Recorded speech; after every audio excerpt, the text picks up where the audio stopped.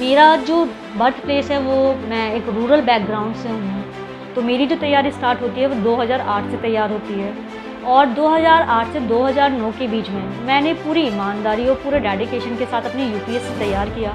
मेरी mother expire हुई, उससे पहले जो भी सोच चल रही थी मेरे परिवार में या मेरे पड़ोस में, वो लड़कियों के लिए आप सभी जानते हैं कि एक ऐसे बैकग्राउंड से या इस समाज में लड़कियों के लिए इतनी स्वतंत्रता या इतनी लिबर्टी नहीं है कि वो अपने सपने देख सके और उन्हें पूरा कर सके। लेकिन ग्रेजुएशन करते करते मुझे कुछ समाज की सोच और मुझे अपने कुछ परिवार से जुड़ी हुई थिंकिंग का या उनकी सोच का जो काफ़ी रूढ़िवादी थी उसका सामना करना हुआ। जब मैंने ग्रेजुएशन स्टार्ट किया तो उसी दौरान मेरी दीदी की शादी हो गई थी, कर दी गई थी, क्योंकि हमारे यहाँ पर लड़कियों को ज़्यादा पढ़ाना बहुत अच्छा नहीं माना जाता।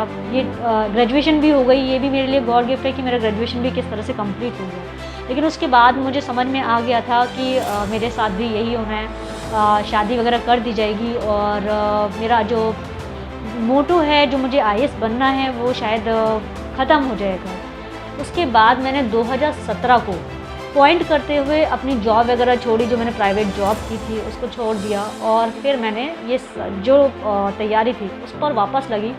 आप लोग उस टाइम में विश्वास नहीं करेंगे, जो मेरे टाइमिंग थे वो मैंने 22 घंटे पढ़ने की कोशिश की थी। मैं कभी कभी ये एक ऐसा फैक्ट है मेरी लाइफ का जो शायद मैं भी कभी विश्वास नहीं कर पाती आज। डरे नहीं हिंदी से, ना ये नेगेटिव सोच लेकर चलें कि हिंदी से सिलेक्शन नहीं होगा। हिंदी से बिल्कुल सिलेक्शन होगा, लेकिन अपने शब्दों को और अपने आंसर राइटिंग को बहुत अच्छे से इम्प्रूव कीजिए, टाइम बाउंड करके चलते चलिए। मैंने अपनी ज़िद को अपना जुनून भी बनाया और अपने जुनून को ज़िद से पूरा भी किया। सभी के साथ लाइफ में कुछ ना कुछ ऐसा परिस्थितियाँ चेंज होती हैं या परिस्थितियाँ विपरीत होती हैं, जिनके साथ फाइट करना ना करना ये हमारा डिसीज़न होता है। अपनी सक्सेस पर ध्यान दीजिएगा, ना कि रैंक या अटेम्प्ट्स पर। आपको लाइफ में कभी भी रिग्रेट फील नहीं होगा।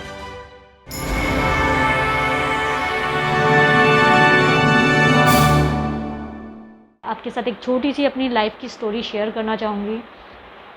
मेरा जो संघर्ष है, जैसे कि मैंने बताया कि मेरा जो मोटो था वो यूपीएससी ही है, आज भी यूपीएससी है। हालांकि मेरी एज 35 हो चुकी है और मेरे पास सिर्फ 2 अटैम्प्ट बचे हैं, क्योंकि मैं कैटेगरी से हूँ तो मैं अभी यहाँ तक सर्वाइव कर पा रही हूँ। 35 होने के बाद भी मेरा जो 2 अटैम्प्ट बचे हैं, मुझे पता है कि मुझे बहुत मेहनत करनी होगी। लेकिन एक सक्सेस मिलने के बाद मुझे ये भी विश्वास है कि मैं उस चीज़ को अपने पूरे ईमानदारी के साथ अगले साल कर पाऊँगी। इसका मतलब 2022 तक मुझे यूपीएससी किसी भी तरह से क्लियर करना ही मेरा इस टाइमिंग में अंतिम लक्ष्य है। क्योंकि मुझे जो चीज़ मैंने सोच कर चली थी कि मुझे आईएएस करना है, तो वो अभी बाकी है। तो मेरी फ़ाइट तो सोसाइटी के साथ ऑलमोस्ट ख़त्म हो चुकी है और अचीवमेंट मुझे मिल चुकी है, और इस अचीवमेंट ने मुझे वो दे दिया शायद जो मुझे आईएएस बनने के बाद भी नहीं मिलता। मैं बहुत सारे बच्चों की, बहुत सारे जो कैंडिडेट्स हैं, बहुत सारे जो किसी ना किसी तैयारी में लगे हुए हैं, बहुत सारे लोग हैं जो किसी ना किसी स्ट्रगल को फेस कर रहे हैं, बहुत सारे ऐसे लोग हैं जो ऐसी वर्स्ट सिचुएशन में फंसे हुए हैं जहाँ पर वो फंस कर ये नहीं सोच पाते या पा रहे हैं कि वो निकलें या ना निकले, या निकल भी पाएंगे या नहीं। तो इसी को ध्यान में रखते हुए मैं अपनी स्टोरी आपके साथ ये शेयर करने वाली हूँ। मेरा जो बर्थ प्लेस है वो मैं एक रूरल बैकग्राउंड से हूँ और मेरठ की रहने वाली हूँ। मैं यूपी का ही एक ज़िला है। तो मेरी जो परवरिश, जो मेरी पैदाइश है वो मेरे गांव से है, लेकिन जो मेरी परवरिश हुई वो मेरठ सिटी में ही हुई है। मेरी जो स्कूलिंग हुई वो भी मेरठ से हुई है। मैंने ग्रेजुएशन भी यहीं से किया है। यहाँ का एक गर्ल्स का कॉलेज है, आरजी कॉलेज। तो मेरी इंटर और मेरा जो ग्रेजुएशन है मैंने वहीं से किया है। लेकिन ग्रेजुएशन करते करते मुझे कुछ समाज की सोच और मुझे अपने कुछ परिवार से जुड़ी हुई थिंकिंग का या उनकी सोच का जो काफ़ी रूढ़िवादी थी उसका सामना करना हुआ। जब मैंने ग्रेजुएशन स्टार्ट किया तो उसी दौरान मेरी दीदी की शादी हो गई थी, कर दी गई थी, क्योंकि हमारे यहाँ पर लड़कियों को ज़्यादा पढ़ाना बहुत अच्छा नहीं माना जाता। ये ग्रेजुएशन भी हो गई, ये भी मेरे लिए गॉड गिफ्ट है कि मेरा ग्रेजुएशन भी किस तरह से कंप्लीट हो गया। लेकिन उसके बाद मुझे समझ में आ गया था कि मेरे साथ भी यही होना है, शादी वगैरह कर दी जाएगी और मेरा जो मोटो है, जो मुझे आईएएस बनना है, वो शायद ख़त्म हो जाएगा। तो समझ में आने लगा था कि नहीं होगा और परिवार के सामने या उनके जो वैल्यूज़ हैं उनके सामने मुझे कहीं न कहीं झुकना होगा।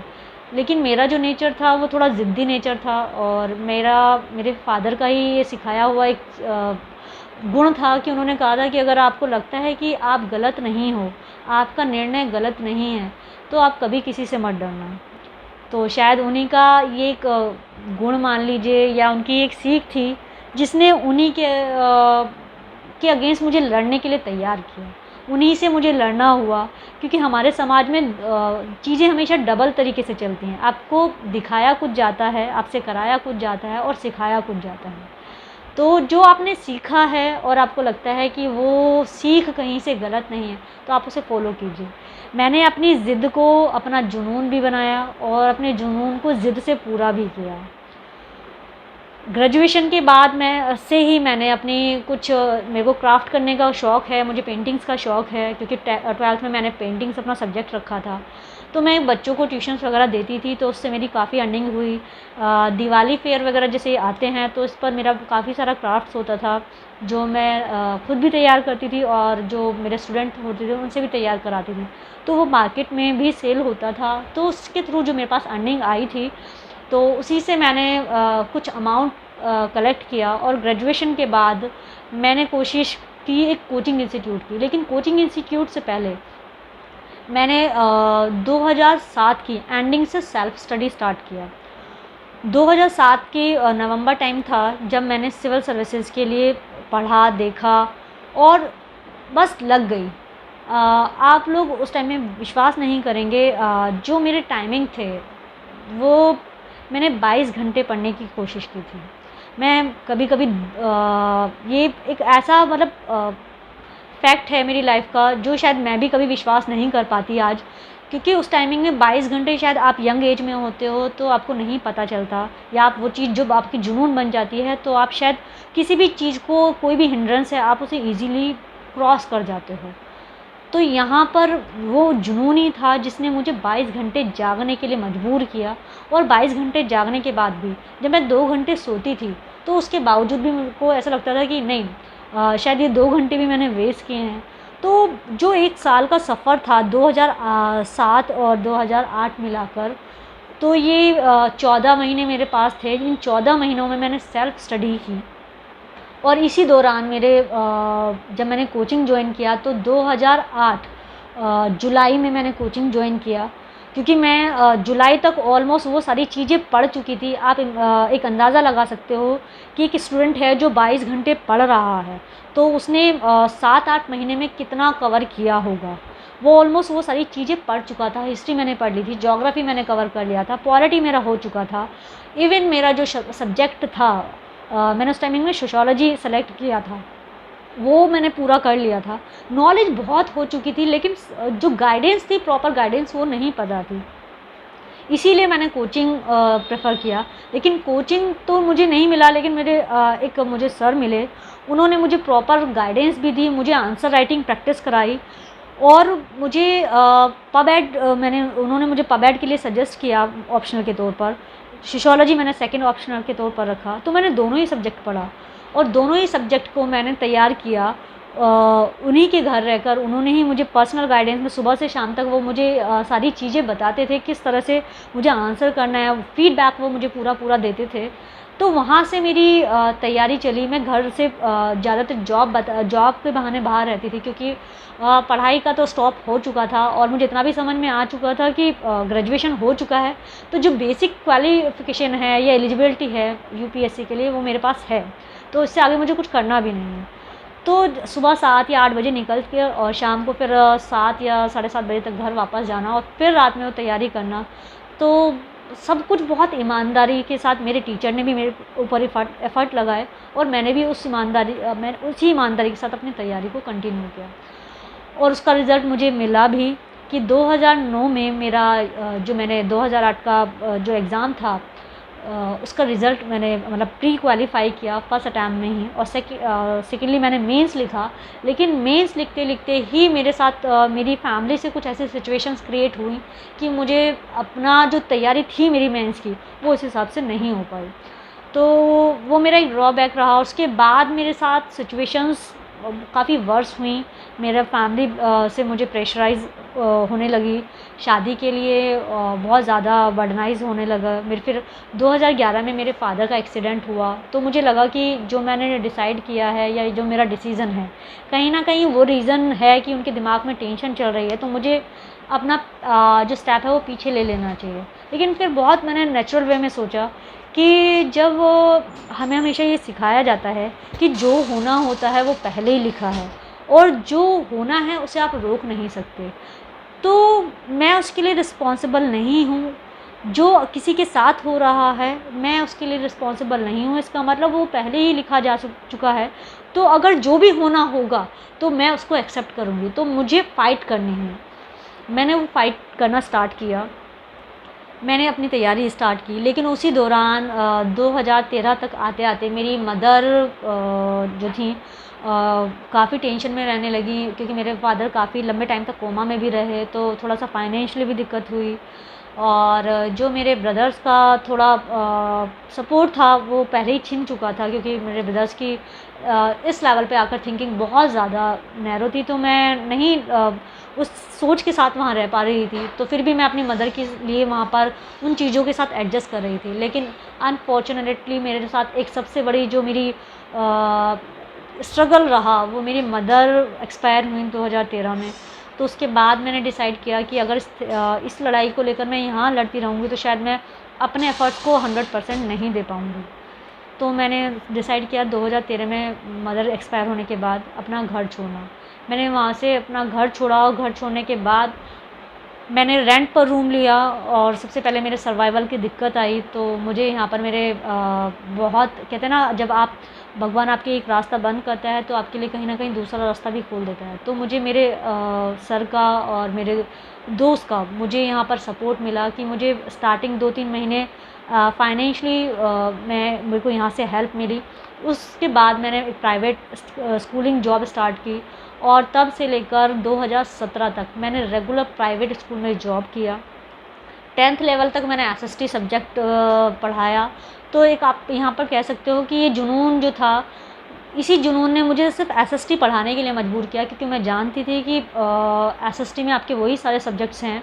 आपका हिस्ट्री है, ज्योग्राफी है, पॉलिटी है, इकोनॉमी है, इवन बायो भी आपका बहुत सारा उसमें पार्ट इंक्लूड हो जाता है। तो वो कहीं ना कहीं मुझे स्टडी से दूर नहीं लेकर जाएगा, मुझे अपडेट बनाए रखेगा। क्योंकि जब आप बच्चों को पढ़ाते हो तो ये आप पर आपकी ड्यूटी होती है कि आप टाइम टू टाइम अपने आप को अपडेट करके बच्चों को भी अपडेट रखें। तो मैंने अपनी पूरी ईमानदारी के साथ अपनी स्कूलिंग जॉब जो बच्चों के लिए थी वो मैंने की, और बच्चों को भी मैंने वही चीज़ें वैल्यूज़ या ऐसा नहीं था सिर्फ मैंने उनको रटाया, मैंने उन्हें वो चीज़ें भी बताई कि अगर इन फ्यूचर वो कभी डिसाइड करते हैं सोसाइटी को सर्व करना तो वो इस तरह की जॉब में जा सकते हैं। और उस जॉब के लिए सबसे ज़रूरी है कि आप 10th तक की जो एनसीईआरटीज़ हैं, क्योंकि हम लोगों को तो बाद में पता चला है कि एनसीईआरटीज़ को पढ़ना होता है, लेकिन अगर हम जैसे ही कैंडिडेट्स अगर अब कभी बच्चों को पढ़ाते हैं, और उसमें से कुछ बच्चे ऐसे ज़रूर होंगे जो आने वाले टाइमिंग में सिविल सर्वेंट बनना चाहेंगे या आईएएस की तैयारी करना चाहेंगे, तो अगर आप उन्हें बताते हो कि 10th लेवल तक की आप अगर एसएसटी जो आपकी एनसीईआरटीज़ हैं हर सब्जेक्ट की बहुत अच्छे से पढ़ते हो, तो ये आपका एक बेस तैयार कर देते हैं जिस पर आपके कंसेप्ट आपको क्लियर हो जाते हैं। तो मैंने भी वही काम किया, और 2017 में फाइनली मुझे लगा कि अब टाइम ओवर हो रहा है, एज भी जा रही है। सेविंग के लिए मैंने वो जॉब की थी, तो इतनी सेविंग हो चुकी थी कि मैं अब उसके बिहाफ पर अपनी तैयारी कर सकती थी। मैं घर बैठकर या अपने रूम पर बैठकर और चीज़ों को एडजस्ट करते हुए उस सेविंग से अपने खर्चे चला सकती थी। तो मैंने 2017 नवंबर में अपनी जॉब क्विट की, और उसके बाद मैं यूपीएससी की तैयारी पर लगी। यूपीएससी की तैयारी करते हुए ही पीसीएस का नोटिफिकेशन आया था। यूपीएससी का मैंने अटैम्प्ट भी दिया, लेकिन जैसे मैंने बोला नवंबर में मैंने जॉब छोड़ी थी, तो नवंबर में भी एक्चुअल में जो जॉब छोड़ने का सबसे बड़ा एक रीज़न था कि काफ़ी एक्सप्लॉयटेशन मुझे वहाँ पर झेलना पड़ा। मैं बहुत मेंटली हैरेस भी किया गया उस जॉब के दौरान। तो मुझे थोड़ा-सा रिकवर होने के लिए 1 महीना लगा। लेकिन मैंने जब तैयारी स्टार्ट की तो मुझे पूरा दिसंबर निकल गया। तो मानते हैं हम जनवरी से मेरी वो तैयारी स्टार्ट हुई। मैंने यूपीएससी के लिए स्टार्ट किया, लेकिन मेरा 2018 का यूपीएससी मेरा नहीं हुआ। लेकिन 2018 में ही मेरे ही एक साथ में फ्रेंड थे, उन्होंने मुझे सजेस्ट किया कि पीसीएस आया हुआ है, तो तुम दीदी पीसीएस भर लो। तो मैंने एक बार को मना किया कि मुझे पीसीएस नहीं देना है। तो फिर मुझे फिर एक चीज़ समझ में आई जो बहुत प्रैक्टिकल थी कि एज भी बढ़ रही थी और फाइनेंशियल सिक्योरिटी भी थी। क्योंकि एक चीज़ है जो अभी मैंने आपके साथ डिस्कस नहीं की है, वो है कि मेरे ऊपर ज़िम्मेदारी थी मेरी छोटी सिस्टर की और जो मेरी बड़ी दीदी हैं। एक्चुअल में जो बड़ी वाली दीदी हैं वो 2007 में विडो हो गई थी और जो मेरी छोटी सिस्टर है वो ना तो बोल पाती है और थोड़ा मेंटली भी अनसाउंड है। तो दोनों ही ज़िम्मेदारी को मुझे उठाना था। तो इसी ज़िम्मेदारी को उठाने के लिए ही मैं 2013 से 2017 तक जॉब में भी रही। सेविंग भी मेरा दूसरा पर्पस था, लेकिन फिर मुझे ये समझ में आया कि ऐसे कब तक चल सकता है। तो मुझे अपना जुनून जो मेरा बार-बार मुझे कौंध रहा था कि नहीं मुझे मेरा आईएएस नहीं हुआ है, मुझे आईएएस देना है और मुझे आईएएस बनना है, वो मुझे बार-बार झकझोर रहा था। तो उसको देखते हुए मैंने वो छोड़ा और मैं इस पर आई। यहाँ पर सबसे बड़ी चीज़ मेरे लिए ये रही कि मुझे तैयारी में जो 2008-9 की तैयारी थी, उसी तैयारी ने मुझे पीसीएस के लिए बहुत अलग से तैयार होने के लिए बर्डनाइज़ नहीं किया या दबाव नहीं रखा। क्योंकि 2018 में ही मेरे लिए गोल्डन अपॉर्चुनिटी ये रही कि पीसीएस ने अपना पैटर्न टोटली यूपीएससी की तरह कर दिया। तो ये एक ऐसा अवसर कह सकते हो कि शायद यहाँ पर किस्मत मेरे साथ थी कि किस्मत ने मुझे मौका दिया कि आपने जो तैयारी की है आप उसे वापस रिफ़ाइन करते हुए आप तैयारी में लग जाओ। मैंने बस मतलब कहने से वो दिया और मेरा उसमें फर्स्ट टाइमिंग में मेरा ये पीसीएस का प्री क्वालीफाई हुआ। तब तक तो मैं सीरियस नहीं थी, लेकिन जब क्वालीफाई हो गया तो मेंस के लिए मैं सीरियस हुई। फिर मैंने सोचा कि ठीक है, अभी यूपीएससी को अभी इस साल के लिए स्किप करते हैं, मेंस यूपी पीसीएस का ही ये वाला सीरियसली देते हैं।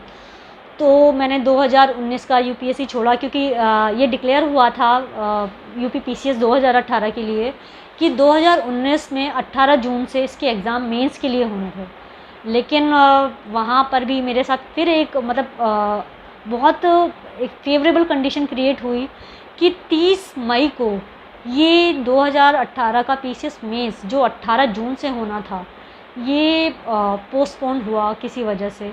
और मेरे लिए ये फेवरेबल इसलिए रहा क्योंकि जब मैं तैयारी में लगी थी तो अप्रैल से मैंने तैयारी स्टार्ट की थी। 8 अप्रैल से मैं मेंस की तैयारी में लिखना स्टार्ट किया था। सिर्फ मैंने चीज़ों को पढ़ा था, लिखा नहीं था। मैंने सिर्फ 2 या 4 आंसर लिखे थे क्योंकि 2-4 आंसर में मुझे पता चल गया था कि मैं टाइम बाउंडेड में लिख पाऊँगी या नहीं लिख पाऊँगी। तो मुझे समझ में आ गया था कि मेरी जो कंसिस्टेंसी है वो आज भी बनी हुई है, फ्लो आज भी बना हुआ है, शब्द आज भी मेरे पास उतने ही हैं। क्योंकि जब आप सब्जेक्ट अच्छे से पढ़ते हो या कोई भी चीज़ अच्छे से पढ़ते हो तो फ्लो आपका या वो जो बेसिक नॉलेज है वो हमेशा आपके साथ बनी रहती है।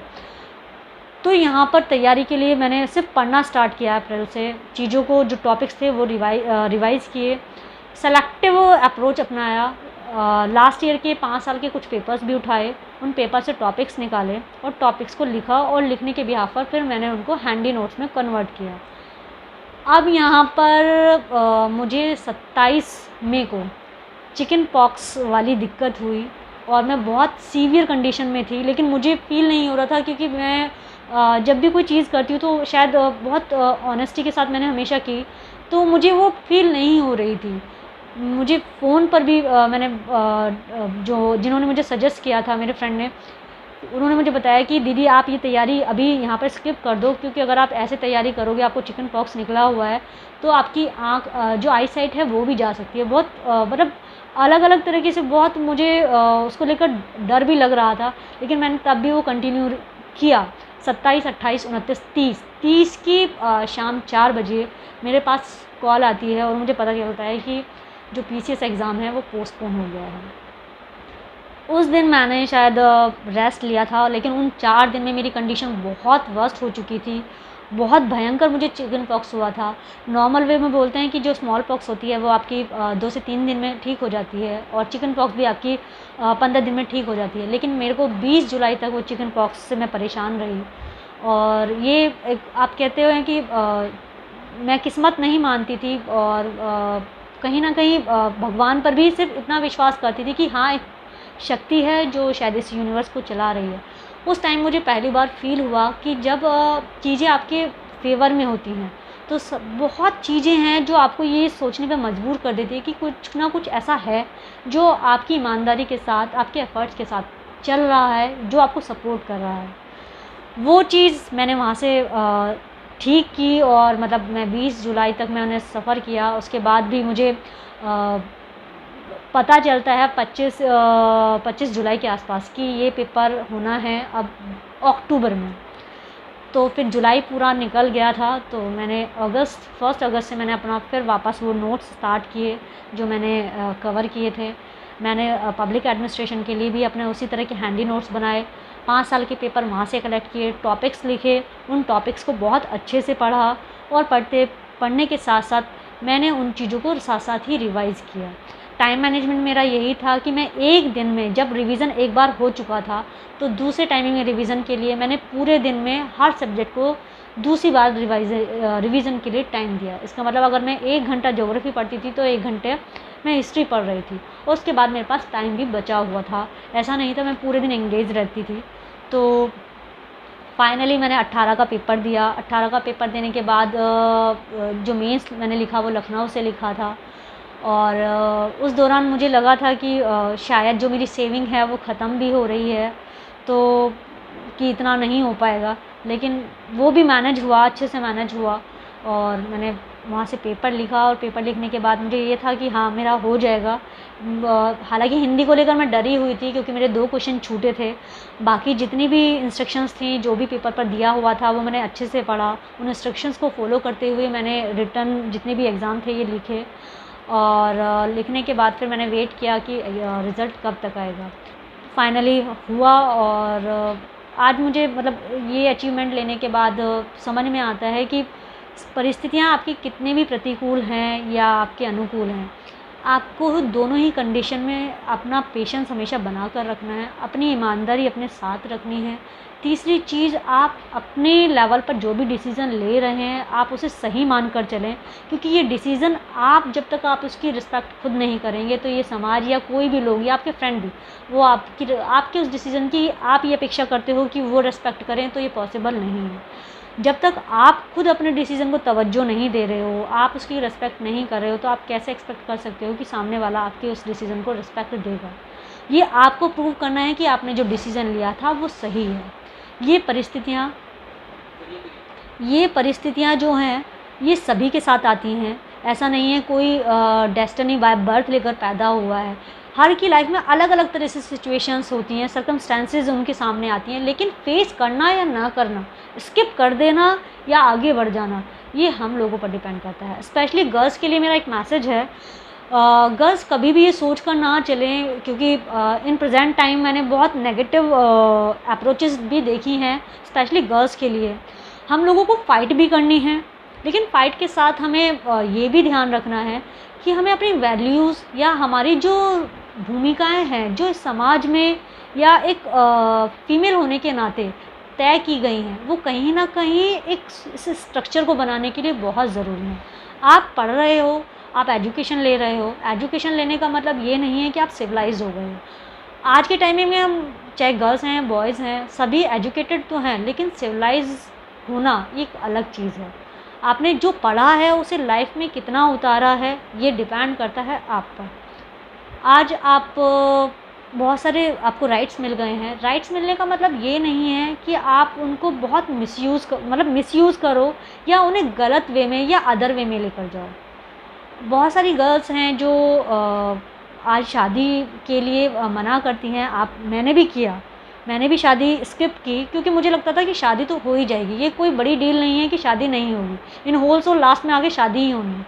लेकिन आपका पर्पज़ क्या है, आप क्यों आए हो? क्या आपकी लाइफ ऐसी कुछ हो सकती है जिससे आप कुछ लोगों को इस समाज में रह के सपोर्ट कर सकते हो या उन्हें आगे बढ़ने के लिए मोटिवेट कर सकते हो, तो वो आपको सोचना चाहिए। मेरे जो ब्रदर्स हैं वो वेल सेटल्ड हैं, उन्होंने अपने लेवल पर जितनी भी वो कर सकते हैं वो अपना कर रहे हैं, तो उनके लिए मेरी ज़िम्मेदारी इतनी थी कि जब तक घर में रहे, जैसे भी रहे, तो उनकी जो भी निर्णय रहे उनकी रिस्पेक्ट की। लेकिन अपने सपने भी मैंने देखे और उन सपनों को देखने का सबसे बड़ा रीज़न यही रहा कि वो सपने गलत नहीं थे, तो मुझे पीछे हटने के लिए भी कभी गिल्टी फील नहीं हुआ कि मुझे पीछे हट जाना चाहिए या मैं वो घर छोड़ कर आ गई हूँ। तो गर्ल्स सभी सपने देखें, सपनों को पूरा करें, लेकिन अपनी भूमिकाओं से भागने की कोशिश ना करें। कभी भी एजुकेशन को इस आधार पर गलत ना ठहराएं कि हमने इतना पढ़ लिया तो क्या हम इसी काम के लिए पढ़ रहे थे। पढ़ना एक अलग चीज़ है, करियर बनाना एक अलग चीज़ है, और परिवार को संभालना या इस समाज को एक बैलेंस वे में चलाना ये भी हमारी ज़िम्मेदारी है। जिस तरह से हम आज इन्वायरमेंट के लिए बहुत सक्रिय हुए हैं, उसी तरह से हम इस सोशल स्ट्रक्चर के लिए भी बहुत ज़्यादा एक्टिव होने चाहिए। आज न्यूक्लियर फैमिलीज़ बन रही हैं, क्यों? क्योंकि हम बहुत पढ़ लिख गए हैं, जो लोगों का मानना है। हम जॉइंट फैमिली से भाग रहे हैं क्योंकि हम जिम्मेदारी उठाना नहीं चाहते। तो ये इसको हम एजुकेशन पर ब्लेम नहीं लगा सकते कि हमारी एजुकेशन ऐसी हो गई। ये हमारा डिसीज़न होता है कि हम कोई रोल प्ले करना चाहते हैं या नहीं करना चाहते हैं। तो ये था मेरा अब तक का सफ़र, और आई होप सभी जितने भी लोग हिंदी मीडियम हैं जो स्पेशली, उन लोगों को शायद ये हेल्प करेगा। डरें नहीं हिंदी से, ना ये नेगेटिव सोच लेकर चलें कि हिंदी से सिलेक्शन नहीं होगा। हिंदी से बिल्कुल सिलेक्शन होगा, लेकिन अपने शब्दों को और अपनी आंसर राइटिंग को बहुत अच्छे से इम्प्रूव कीजिए, टाइम बाउंड करके चलते चलिए, और साथ ही साथ जितनी भी तैयारी कर रहे हैं पूरी ईमानदारी से वो तैयारी करते रहिए। आपको सक्सेस ज़रूर मिलेगी, और मेरी तरफ से आपके फ्यूचर के लिए ऑल द बेस्ट। अपनी सक्सेस पर ध्यान दीजिएगा, ना कि रैंक या अटेम्प्ट्स पर। आपको लाइफ में कभी भी रिग्रेट फील नहीं होगा। All the best for your exams and your success in your life, and thanks a lot to watching me.